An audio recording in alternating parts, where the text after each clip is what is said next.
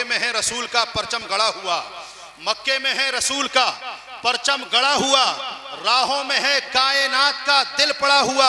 अरे हिजरत किए हुए तो जमाना गुजर गया, अब तक है इंतजार में काबा खड़ा हुआ, अब तक है इंतजार में काबा खड़ा हुआ।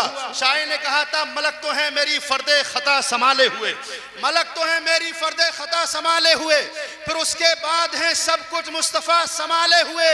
और नबी के इसमें गिरामी का फैज़ तो देखो, मेरे चराग को खुद है हवा संभाले हुए, मेरे चराग को खुद है हवा संभाले हुए। और जहां हजारों बुजुर्गों की कब्रें हैं, वो मुल्क है मेरा ख्वाजा पिया संभाले हुए, वो मुल्क है मेरा ख्वाजा पिया संभाले हुए। और तमाम सजदे जहां का तवाफ करते हैं, तमाम सजदे जहां का तवाफ करते हैं, वो एक सजदा है करबो बला संभाले हुए, वो एक सजदा है करबो बला संभाले हुए। एक शायर ने और आगे यही जमीन का शेर आगे बढ़ा था तो कहा था फूल हैं जैसे कांटों में निकहत किए हुए, हूँ हिंद में तैबा की हसरत लिए हुए, फूल हैं जैसे कांटों की निकहत किए हुए, हूँ हिंद में तैबा की हसरत लिए हुए। मस्जिद के हौज में भी नहीं है मछलियों की खैर, बगले उतर पड़े हैं जमात लिए हुए। मस्जिद के हौज में भी नहीं है मछलियों की खैर, बगले उतर पड़े हैं जमात लिए हुए। आइए हजरात, खतीब बा कमाल, मुकर्रर बेमिसाल, जिसे यहाँ नहीं आपके शहर अलीगढ़ के अंदर नहीं बल्कि मुंबई में भी पसंद किया जाता है, रामपुर मुरादाबाद में पसंद किया जाता है, और उससे रज़वी और उससे आला हजरत में जिसका खिताब होता है। हजरात मोहतरम, मुल्क के हिंदुस्तान का जगह जगह दौरा करने वाला खतीब, चमकता दमकता खतीब, हर दिल अजीज खतीब, खतीब अहले सुन्नत हजरत अल्लामा मुफ्ती बिलाल साहब क़िबला से आपकी मुलाकात करवा रहा हूँ मोहब्बत के साथ। अल्हम्दुलिल्लाह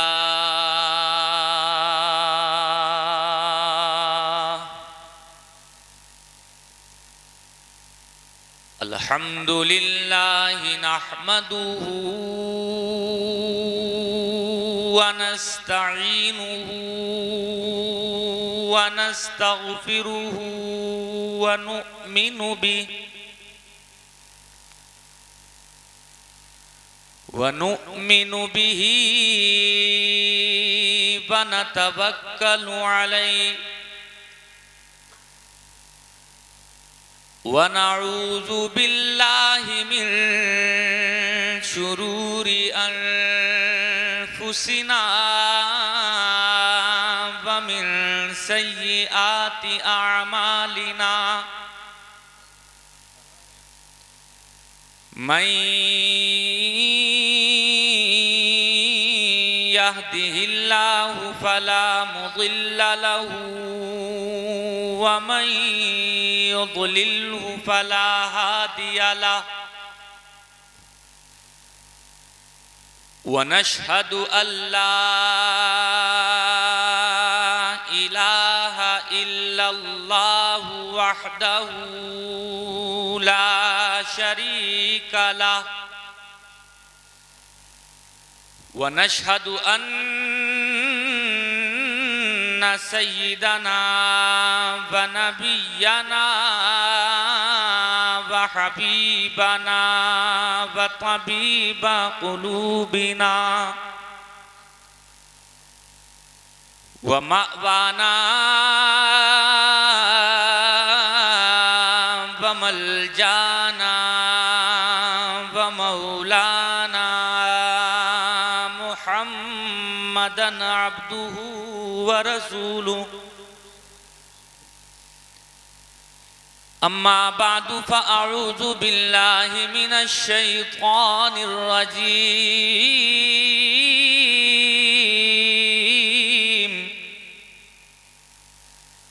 बिस्मिल्लाहिर रहमानिर रहीम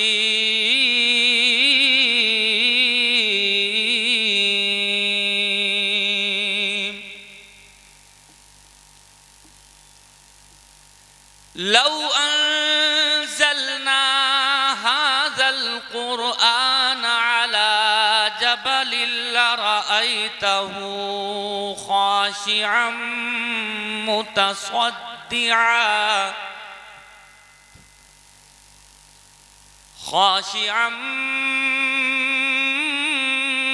मुतसद्दिअम मिन खश्यतिल्लाह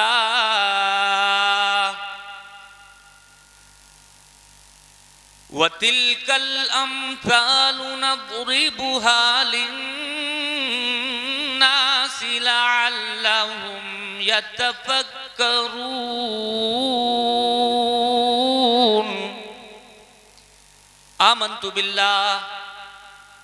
आमन्तु बिल्लाहि सदक़ल्लाहुल अज़ीम।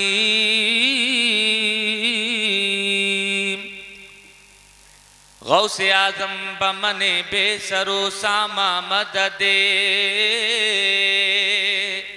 मोहब्बत से जोर से आमीन कहें। गौसे आज़म बमने बेसरो सामा मददे। क़िबला-ए दी मददे काबा-ए ईमा मददे। बगिरदाबे बला उफ्ताद कश्ती मदद कुन या मुईनुद्दीन चिश्ती। कादरियम नारे या गौसे आज़म मीज़नम सुन्नियम नारे या गौसे आज़म मीज़नम दमज़े शेख अहमद रज़ा खां कुतुब आलम मीज़नम। बकारे ख्वैश हैरानम अग़िस्नी या रसूल अल्लाह। बकारे ख्वैश हैरानम अग़िस्नी या रसूल अल्लाह। परीशानम अग़िस्नी या रसूल अल्लाह। परीशानम अग़िस्नी या रसूल अल्लाह। खुदा शाहिद है वो बाजार लगता है मदीने में। खुदा शाहिद है वो बाजार लगता है मदीने में। जो दुनिया में नहीं मिलता वो मिलता है मदीने में। जो दुनिया में नहीं मिलता वो मिलता है। जोर से बोलें और जोर से बोलें। जो कह रहा हूं सच्चाई पर मबनी है कि नहीं? ये रियलिटी है कि नहीं? सच्चाई है तो पढ़ें जोर के साथ मेरे साथ मिलके, क्योंकि अभी टाइम ऐसा है कि नींद का खुमार तारी है हमारे ऊपर भी और आपके ऊपर भी। लिहाजा खुमार जो नींद का है उसको भगाइए और जोर से बोलिए ताकि मोहब्बतों का इजहार भी हो जाए और लगे कि हाँ ये दीवानों की महफिल है कि दीवाने अपने आका को पुकार रहे हैं और सच्चाई की अपनी ज़बान से गवाही दे रहे हैं। जो दुनिया में नहीं मिलता वो मिलता है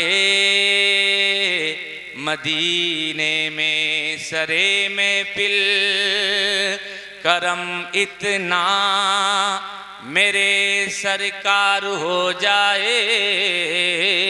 सरे में फिल करम इतना मेरे सरकार हो जाए। निगाहें मुंतज़िर रह जाएं और दीदार हो जाए। निगाहें मुंतज़िर रह जाएं और दीदार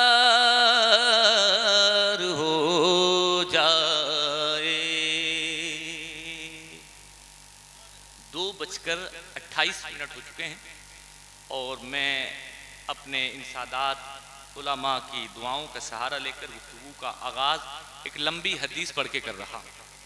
हदीस का हवाला नोट फरमा लें, ये उलमा मेरी रहनुमाई फरमाएंगे। मेरा एक मिजाज है कि जो भी बात होनी चाहिए वो ऑथेंटिक होनी चाहिए, विद प्रूफ होनी चाहिए, हवा हवाई नहीं होनी चाहिए। तो इंशाअल्लाह कोशिश करूंगा कि जितनी भी बातें जिक्र करूंगा हवाले के साथ इंशाअल्लाह जिक्र करूंगा। अल्लाह पाक मेरी ज़बान पर कलिमा हक जारी फरमाए।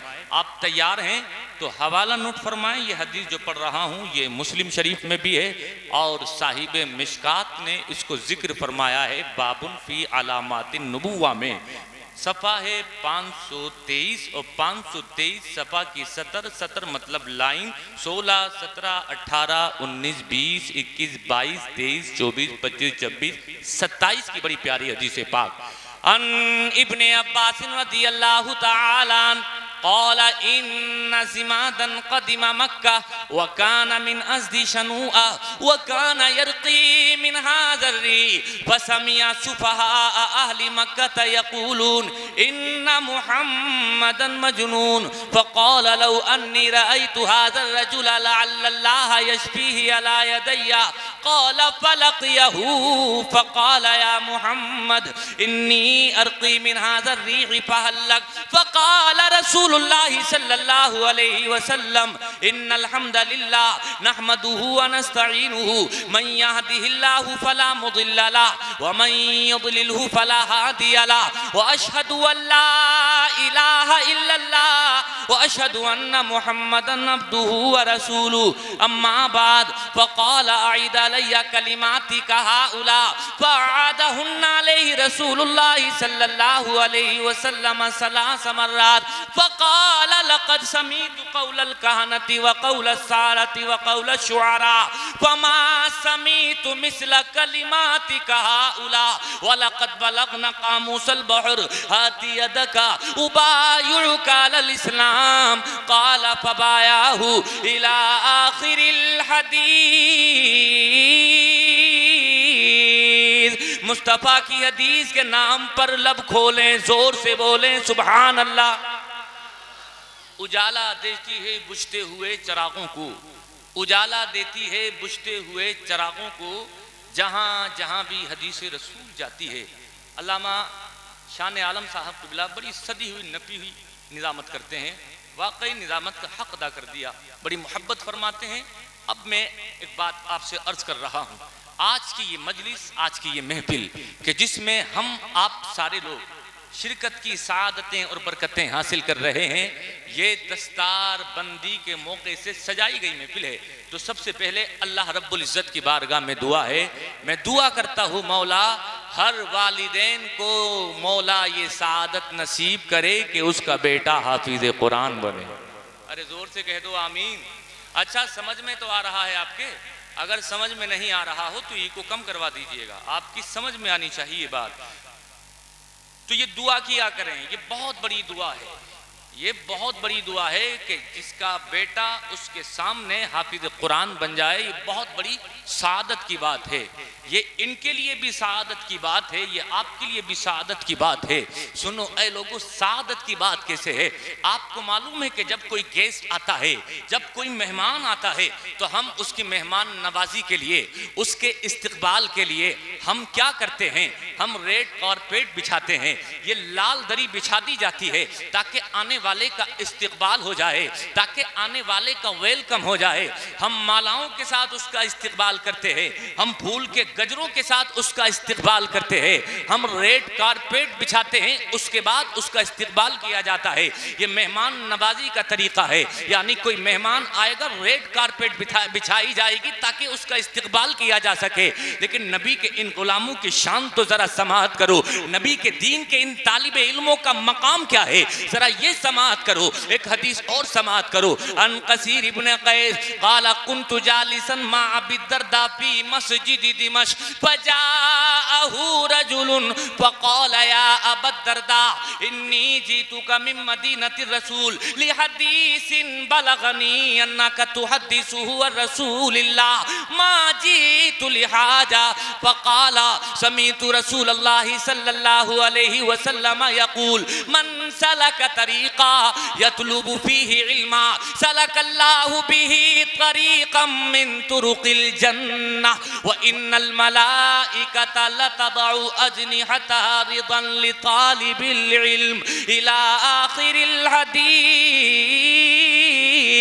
नबी के दीन के सीखने वालों का जरा मकाम समाअत करें। हदीस में आया है, हजरत कसीर इब्न कैस रिवायत करते हैं, कहते हैं कि मैं मस्जिद दमिश्क में बैठा हुआ था, फजाअहु रजुलन, तो अचानक एक आदमी आया और आने के बाद कहा फक़ाल या अबा दर्दा इन्नी जीतुका मिन मदीनति रसूल, मैं तुम्हारे पास कहीं और से नहीं बल्कि आका के शहर मदीने से आया हूँ। लेकिन मदीने से आने का मकसद क्या है वो आगे खुद बयान करते हैं। कोई दुनियावी कामकाज नहीं है, तिजारत का मकसद नहीं है, माल और दौलत हासिल करना मकसद नहीं है, बल्कि मदीने से इसलिए आया हूँ ताकि तुम मुस्तफ़ा की मुझे वो हदीस सुना दो जिस हदीस के बारे में मुझे पता चला है कि तुम बयान करते हो। पता चल गया था इनको ये एक हदीस है जो मुस्तफ़ा की बयान करते हैं। रूबरू इनकी ज़बान से समाअत करना चाहते हैं, रूबरू इनसे मिलकर के मुलाकात करके इनकी ज़बान से उस हदीस को सुनना चाहते हैं। कहाँ मदीना, कहाँ दमिश्क, हैरत में पड़ गए। ऐ लोगों, आप आए होंगे कोई 10 किलोमीटर दूर, कोई 20 किलोमीटर दूर, तो कोई 30-40 किलोमीटर दूर से आया होगा, लेकिन वो नबी की हदीस का आशिक 30-40-50-100 किलोमीटर दूर नहीं बल्कि इससे भी ज्यादा दूर से आया है ताकि मैं मुस्तफ़ा की वो हदीस समाअत कर लूं। देखा तो हैरत में पड़ गई, इतना इश्क होना चाहिए।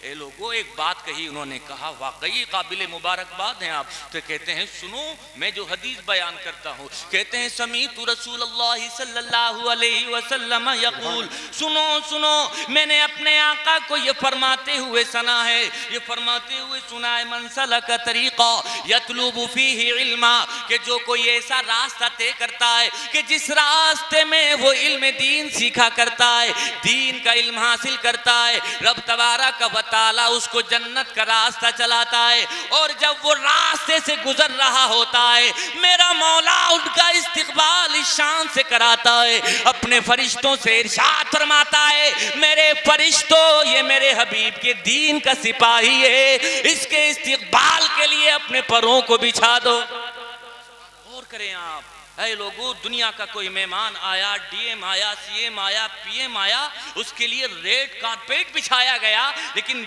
नबी के दीन के ये सिपाही जब चल रहे हैं, इनके इस्तिकबाल के लिए फरिश्ते अपने परों को बिछाया करते हैं। ये शान है इनकी। ऐ लोगों, एक जुमला और जिम्मेदार उलमा की मौजूदगी में अर्ज करना चाहता हूँ। कोई ये बात कह नहीं सकता है दावे और श्योरिटी के साथ, दावे और गारंटी के साथ कोई ये बात नहीं कह सकता कि जब मैं दुनिया से जाऊंगा अपना ईमान सलामत लेकर के जाऊंगा, जब दुनिया से जाऊंगा तो अपना ईमान सुरक्षित लेकर के जाऊंगा।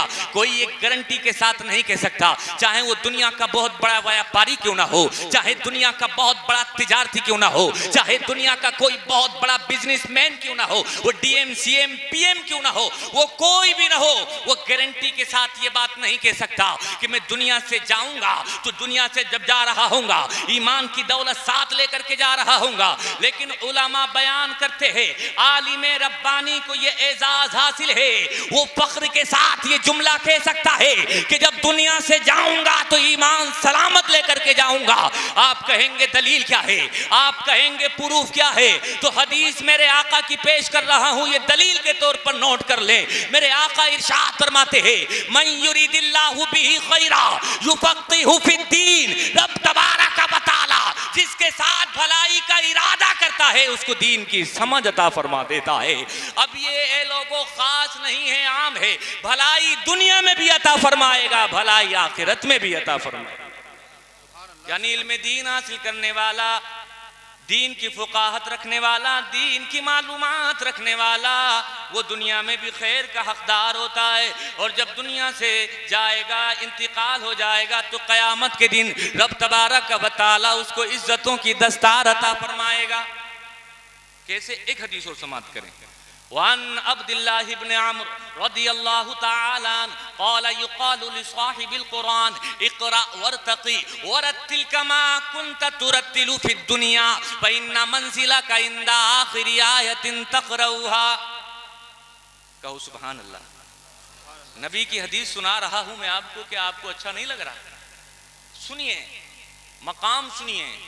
ये इज्जतें, ये रिफ़ातें, ये बुलंदियां ये किसने दी हैं? ये अल्लाह और उसके रसूल का करम है। लोग आज तनकीद का निशाना बनाते हैं आलिमों को, और फिर हमारे आलिम लोग भी उनके इन नश्तर चुभे हुए अल्फाज, उससे वो घायल हो जाते हैं, मक़बून हो जाते हैं। मैं कहता हूं मक़बून होने की ज़रूरत नहीं है। मेरे आका ने आपके लिए दुआ दी है। उनको मालूम है कि दीन की राहों में बड़ी मुश्किलात का सामना करना है। मेरे आका को खबर है कि ये मेरे दीन के दाई मुबल्लिग ये दुनिया में जाकर के दीन का जब काम करेंगे तो मुश्किल गुजार घाटियों से उनको गुजरना पड़ेगा। इसलिए मेरे आका ने बहुत पहले हदीस में इरशाद फरमाया था, आप देख रहे हैं हम भी इसी समाज में रहते हैं, आप भी इसी समाज में रहते हैं। 1 लाख कमाने वाला भी है, 2 लाख कमाने वाला भी है, और ऐसे भी हैं कि 10-10 लाख 20-20 लाख रोजाना कमाते हैं। कुछ तो ऐसे हैं कि कितनी कमाई है ये पता ही नहीं है, ये आइडिया और अनुमान ही नहीं है। लेकिन आप उनके चेहरे देखें, ऐसा लगता है कि चेहरे की हवाइयाँ उड़ी हुई हैं। आप उनके चेहरों को देखें, ऐसा लगता है मुतफक्किर चेहरा नजर आ रहा है, मक़मून चेहरा नजर आ रहा है। लेकिन ये दीन के आलिम हैं, यही मस्जिदों के इमाम हैं। जरा इनकी शान देखो ऐ लोगों। ये 5,000, 10,000 और 15,000 की तनख्वाहों में मस्जिदों में, मदरसों में पढ़ाने वाले अइम्मा उलमा, आप इनके चेहरे की हरियाली देखो, इनके चेहरे की खुशहाली देखो, इनका लिबास देखो, इनके सर पर सजा हुआ इमामा देखो। जब इनको देखा जाता है ऐसा महसूस होता है गोया एक बादशाह है जो सज करके मिंबरे रसूल पर बैठ गया है। ये इज्जतें किसने दी है? ये वक़ार किसने दिया है? ऐ लोगों, ये तुम्हारा मेरा कमाल नहीं है, बल्कि मेरे आका ने हदीस में फरमाया है, नज़्ज़रल्लाहु अब्दन समिया मिन्ना शैअन फबल्लगहु कमा समिया। मेरे आका दुआ दे रहे हैं, मौला तू उस बंदे को खुशहाल रख, मौला उस बंदे को हरा भरा रख जो मेरी हदीस को याद करता है, और जैसे याद करता है ऐसे ही लोगों को सुना दिया करता है। ये दीन के आलिम है। ये मदरसों में, दरसगाहों में बैठकर, ये जुमे के दिन मिंबरे रसूल पर खड़े होकर के मुस्तफा की हदीसों को सुनाया करते हैं। मेरे आका की दुआ रंग ला रही है, चेहरे की हरियाली खुशहाली बता रही है। ये किसी दुनियादार की दुआ का कमाल नहीं है, कमाल है तो मदीने के मुख्तार की दुआ का कमाल। सुभान अल्लाह, सुभान अल्लाह। इसलिए इज्जत किया करो, ताजीम किया करो, उलमा के पीछे ना पड़ा करो। आपको मालूम है कुर्बे क़यामत की निशानियों में क्या है?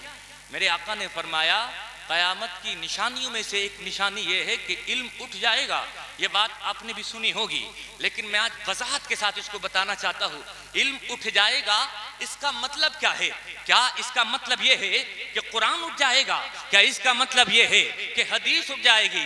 नहीं नहीं, यार हदीस समाअत करें। मेरे आका हुजूर सल्लल्लाहु तआला अलैहि वसल्लम इरशाद फरमाते हैं, वाना अब्दुल्लाह इब्न अम्र रदियल्लाहु तआला क़ाला क़ाला रसूलुल्लाह सल्लल्लाहु तआला अलैहि वसल्लम, इन्नल्लाह ला यक़बिज़ुल इल्म इंतिज़ाअन यंतज़िउहु मिनल इबाद वलाकिन यक़बिज़ुल इल्म बिक़ब्ज़िल उलमा हत्ता इज़ा लम यब्क़ि आलिमा इत्तख़ज़न नास रुऊसन जुहाला फसुइलू फफ्तऊ बिग़ैरि इल्मिन फज़ल्लू व अज़ल्लू।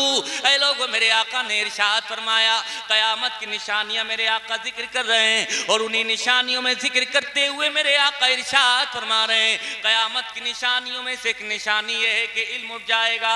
और इल्म किस तरह से उठेगा?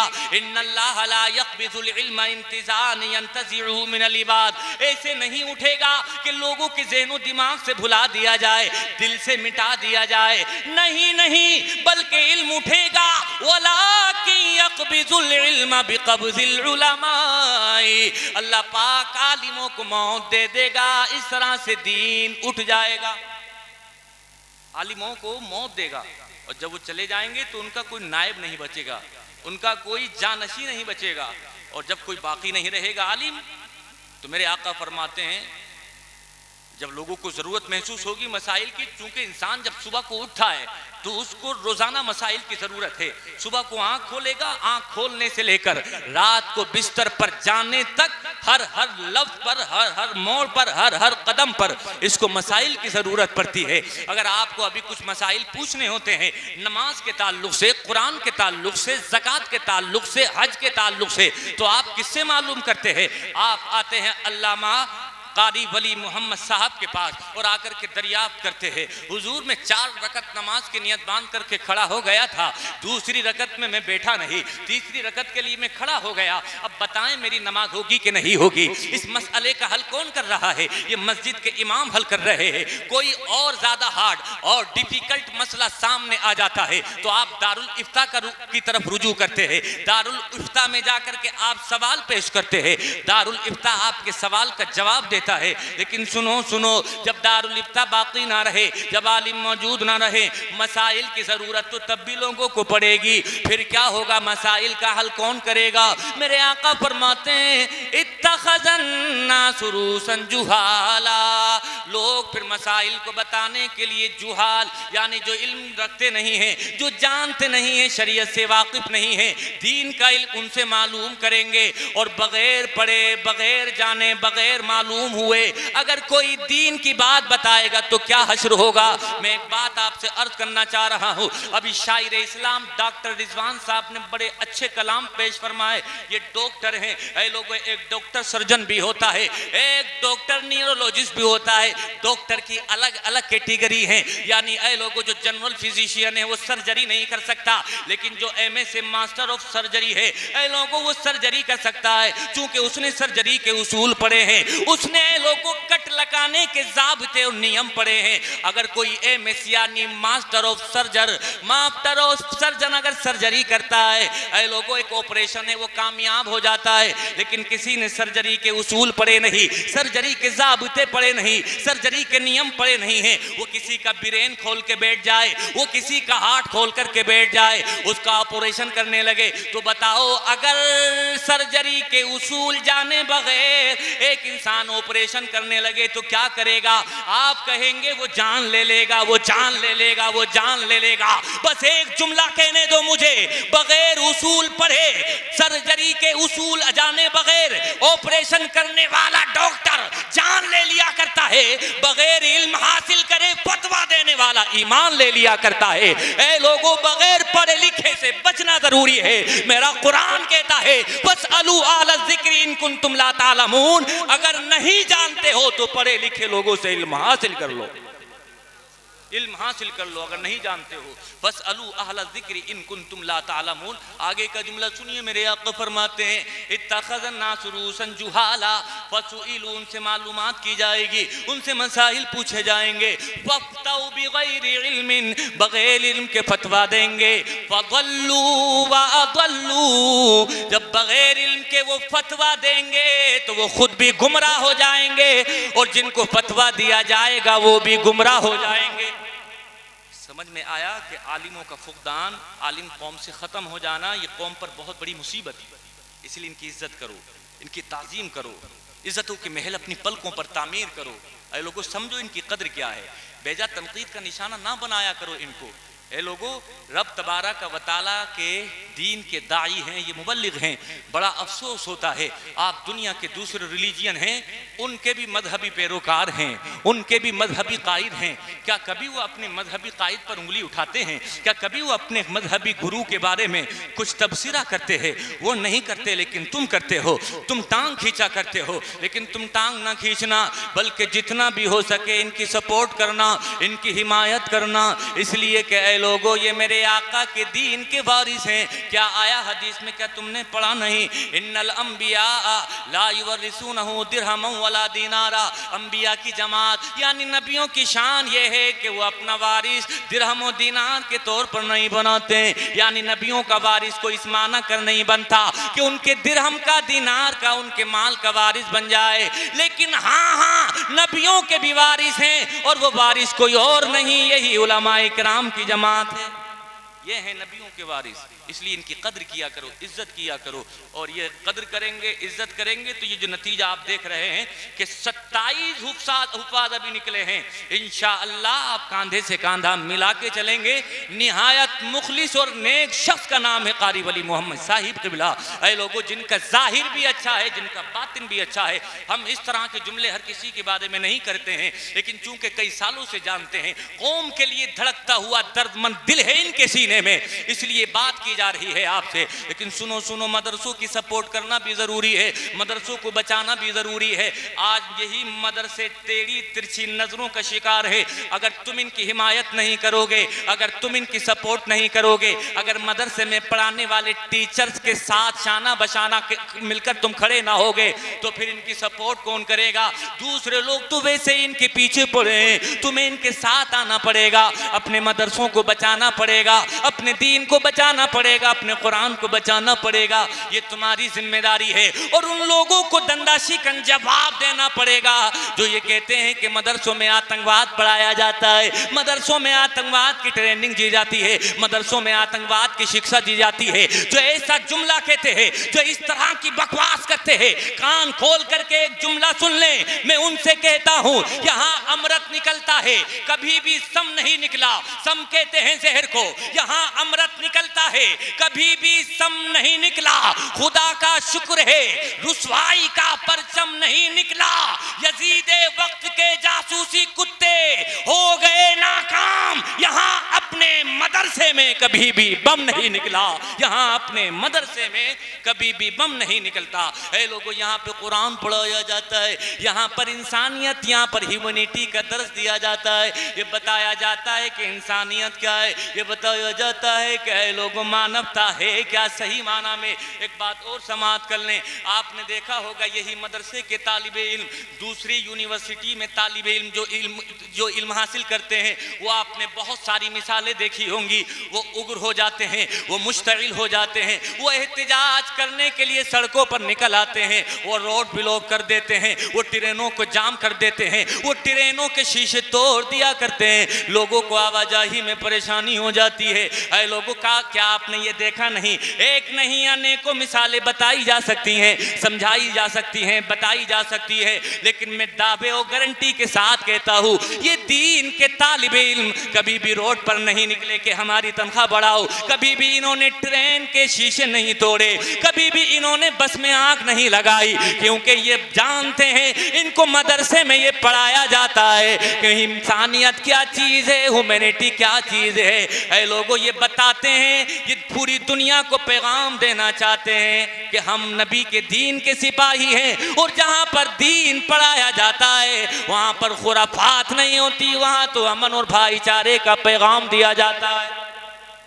इसलिए मदरसों को टारगेट करने वालों को जवाब दें। बस मैं ख़त्म की तरफ आ रहा हूँ, चूँकि अल्लामा मुफ्ती हनीफ साहिब क़िबला जो कानपुर की सरजमीन से चल करके तशरीफ़ लाए हैं, उनका बेहतरीन नायाब खिताब आपको समाअत करना है। बस मैं आ रहा हूँ जल्दी से ख़त्म करने की तरफ। अब मैं आपसे क्या कहना चाह रहा हूँ? मैं कहना चाह रहा हूँ, आप अपने बच्चों को इल्म हासिल करने के लिए प्रेरित करें, इल्म हासिल करने के लिए उनको तैयार करें, जहन बनाएं उनका। अब आपके जहन में आएगा कि इल्म से मुराद मेरी क्या कुरान का इल्म है? नहीं, हरगिज़ ऐसा नहीं है, बल्कि इल्म से मेरी मुराद है हर तरह का इल्म, चाहे वो हिंदी का इल्म हो, चाहे वो इंग्लिश का इल्म हो, चाहे वो मैथ का इल्म हो, चाहे वो साइंस का इल्म हो, चाहे वो इल्म नहव हो, चाहे वो इल्म सर्फ हो, इल्म बलागत हो, इल्म मंतिक हो, इल्म फलसफा हो, इल्म तफसीर हो, इल्म कुरान हो, इल्म कलाम हो, इल्म बलागत हो, यानी कोई सा भी इल्म है, हर इल्म अपने बच्चों को पहुँचाओ, सिखाओ, बताओ, ये ज़रूरी है। आपको मालूम है कि आज पूरी दुनिया में इल्म का उजाला फैला हुआ है, रेवोल्यूशन है, यानी तालीमी इनकलाब है। लोग आज एजुकेशन एजुकेशन और एजुकेशन की बात करते हैं। लोग एक नारा देते हैं, आपको मालूम है इस्लाम ने जितनी ज़्यादा अहमियत, इस्लाम ने जितना ज़्यादा जोर तालीम पर दिया है, इतना जोर किसी मजहब ने दिया ही नहीं है। ये बात मैं गारंटी के साथ कहता हूँ। आप कहेंगे कैसे? मैं बताता हूँ आपको कि देखो इस्लाम ने कितना जोर दिया है तालीम पर। आप पढ़ते नहीं है ना, इसलिए आप सवालों के जवाब नहीं जानते, लेकिन जब आप पढ़ने लगेंगे तो रियलिटी और सच्चाई से वाकिफ हो जाएंगे। मैं ये बात इसलिए कह रहा हूँ, आज एक नीति लाई गई है, एक मिशन लाया गया है, कहा जाता है कि ब्रॉड शिक्षा यानी बालिगों की तालीम का इंतजाम, यानी बालिगों को पढ़ना चाहिए। ये स्कीम किसकी है? ये भारत सरकार की स्कीम है, यानी बालिगों को भी तालीम हासिल करना चाहिए, उनको भी इल्म के जेवर से आरास्ता व पैरास्ता होना चाहिए। ये किसकी स्कीम है? भारत सरकार की स्कीम है। यानी यहाँ बच्चे तो पढ़ते ही है, यहाँ जवान तो पढ़ते ही है, लेकिन कहा गया कि जवानों के साथ साथ बूढ़ों को भी पढ़ाया जाता नहीं है। जब ए लोगों हर साल बजट सत्र होता है, हर साल के बजट सत्र में जहाँ बच्चों की तालीम के लिए, जवानों की तालीम के लिए रुपया पैसा मुख्तस किया जाता है, वहीं बालिगों के लिए भी बहुत सारा पैसा खास करके रखा जाता है ताकि बालिगों को भी पढ़ाया जा सके। यानी ये तालीमी इनकलाब है, ये तालीमी आंधी है। अब सुनो इस्लाम भी क्या इस बारे में कुछ कहता है? क्या इस्लाम ने भी बच्चों की, जवानों की, बूढ़ों की तालीम पर जोर दिया है? मैं कहता हूँ हाँ, जरा पढ़ इस्लाम को। मेरा इस्लाम कहता है उतलुबुल इल्मा मिनल महदी इलल लहद, यानी seek the knowledge from the cradle into the grave. यानी मेरा इस्लाम कह रहा है नॉलेज हासिल करो, इल्म हासिल करो, एजुकेशन हासिल करो। कब से हासिल करें? फरमाया seek the knowledge from the cradle, पालने में हो। अभी बच्चा जो पालने में होता है उसके लिए भी ये खिताब है, उसको भी ये तंबीह की जा रही है, उसके भी वालिदैन को जोर दे करके कहा जा रहा है उतलुबुल इल्मा मिनल महदी इलल लहद, महद से लेकर के कब्र में पैर जाने तक इल्म हासिल करते रहो। यानी शिक्षा पर इतना ध्यान अगर किसी ने दिया है तो वो कोई और मजहब नहीं है, वो मजहब इस्लाम। क्या फरमाया? उतलुबुल इल्मा मिनल महदी इलल लहद, पालने से लेकर, देखा ना बच्चे का पालना जिसमें खेलता है, फरमाया जब से लेकर जब तक पैर कब्र में लटक रहे हो, यानी बूढ़ा हो जाए इंसान तब भी इल्म हासिल करे। और इसकी बेहतरीन मिसाल हमारे आका के अहद में मिलती है। जब हमारे आका ज़ाहिरी तौर पर ज़मीन के ऊपर आराम कर रहे थे तो वहाँ पर कोई बाउंडेशन एज की नहीं थी, उम्र की कोई बाउंडेशन नहीं थी कि 20 साल का है यही तालीम हासिल करेगा। बल्कि हम जब देखते हैं असहाबे सुफ़्फ़ा को, जब हम पढ़ते हैं असहाबे सुफ़्फ़ा की तारीख को, तो हम असहाबे सुफ़्फ़ा में देखते हैं कि वहाँ 30 साल के भी है, वहाँ 40 साल के भी है, वहाँ 50 और 60 साल और 70 साल के भी है, और वो अपने अमल से दुनिया वालों को ये पैगाम देना चाह रहे हैं इल्म हासिल करने की कोई उम्र नहीं होती है, इल्म हासिल करने की कोई एज नहीं होती है। इसलिए तुम्हें समझने की जरूरत है। एक बात और समझ ले, आज हमारे बच्चे जब पढ़ते हैं तो एहसास से कमतरी का शिकार होते हैं। बस आखिरी बात, एहसास से कमतरी का शिकार होकर और कहते हैं कि यार हम कुरान पढ़ के, कुरान को अपने सीने में महफूज करके, दीन के आलिम बन के हम क्या करेंगे बाद में? हमारा फ्यूचर कैसा होगा? हमारा फ्यूचर ब्राइट होगा कि डार्क होगा, ताबनाक होगा या रोशन होगा, कैसा होगा? और फिक्र में मुब्तला रहते हैं। लेकिन ऐ लोगों सुनो, आज तुम्हें घबराने की जरूरत नहीं है, परेशान होने की जरूरत नहीं है। जब इल्म हासिल करा करो तो निहायत इन्हिमाक तवज्जो के साथ हासिल किया करो। दुनिया के दूसरे लोग भी जब अपने बच्चों को पढ़ाते हैं तो ये सिखा देते हैं कि बेटे जो तुम हासिल कर रहे हो, जो तुम पढ़ रहे हो, ये कोई मामूली चीज़ नहीं है। आप किताबें देखें इंग्लिश मीडियम सिलेबस की उठाकर, उसमें फर्स्ट पेज पर बॉटम पर कभी टॉप पर लिखा होता है क्या? Knowledge is power, knowledge is light. यानी इल्म प्रकाश है, इल्म रोशनी का नाम है, इल्म उजाले का नाम है, इल्म ताकत का नाम है। अक्सर व बेशतर राज्य की बुक्स जो रहती हैं उनके फर्स्ट पेज पर यह बात लिखी होती है क्या? Knowledge is power, knowledge is light. यानी इल्म उजाले का नाम, इल्म ताकत का नाम, ताकि जो बच्चा पढ़ रहा है वो एहसास कमतरी का शिकार ना हो, वो समझ ले कि इल्म पढ़ के मैं ताकत हासिल कर रहा हूँ, इल्म हासिल करके मैं उजाला हासिल कर रहा हूँ। आज इल्म को ताकत कहा जा रहा है, आज इल्म को उजाला कहा जा रहा है। क्या इस्लाम इस बारे में कुछ कहता है? क्या इस्लाम के पैगंबर ने भी इस बारे में कोई रहनुमाई की है? मैं कहता हूँ हाँ, पर 1400 साल पहले की तारीख एक नारा मक्का की जमीन पर दिया जा रहा है, और वो नारा क्या है? वो नारा आम किया जा रहा है, अलैकुम बिल इल्म फइन्नल इल्म कुव्वतुन, अलैकुम बिल इल्म फइन्नल इल्म नूरुन।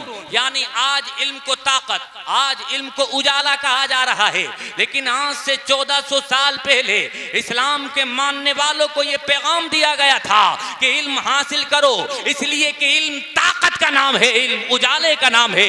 इस दुनिया में सबसे पहले इल्म को अगर ताकत और उजाला किसी ने कहा है तो वो तेरे मेरे मजहब इस्लाम ने कहा है। अब उसी इस्लाम के मानने वाले अगर इल्म से दूर हो जाएं, एजुकेशन से दूर हो जाएं, तो ये रोने की जगह है। ऐ लोगों, अपने बच्चों के इल्म हासिल इसलिए कराओ ताकि वो अच्छे इंसान बन जाएं। ये जुमला कभी मत कहा करो हमें कौन सा अपने बच्चों को नौकरी कराना है, नौकरी दिलाना है, मुसलमानों को वैसे भी नौकरी नहीं मिलती है, ऐसा जुमला कभी नहीं कहना। ऐ लोगों, ये इल्म हासिल किया जाता है, एजुकेशन पढ़ी जाती है, ये इसलिए नहीं आपको गवर्नमेंट नौकरी मिल जाए, बल्कि इल्म इसलिए हासिल किया जाता है ताकि आप एक अच्छे इंसान बन जाएं।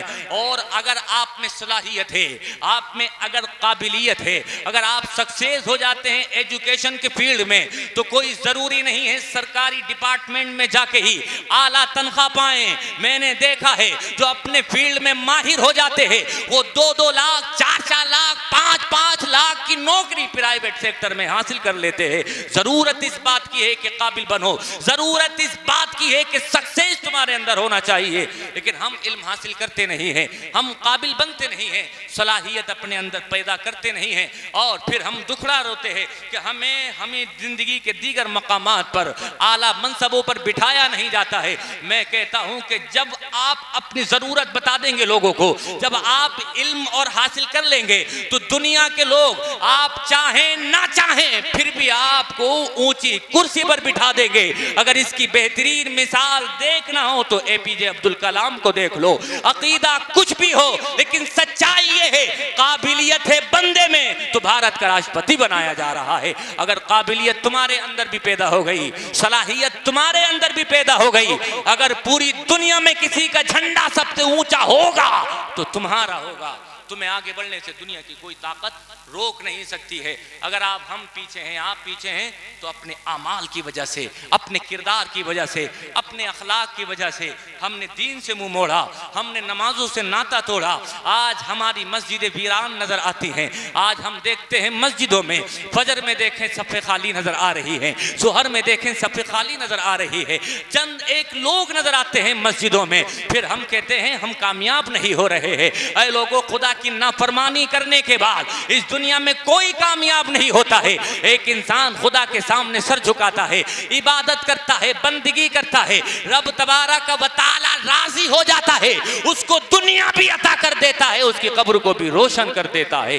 जरूरत इस बात की है कि हम इस्लाम के करीब आए, कुरान के करीब आए, नमाज और इबादत के करीब आए। आखिरी हदीस नमाज के ताल्लुक से, लोग कहते हैं यार बड़ी बातें करते हैं ये, लेकिन नमाज की कभी दावत नहीं देते। हम कहते हैं हम नमाज की भी दावत देते हैं, हम अकायद की भी बात करते हैं।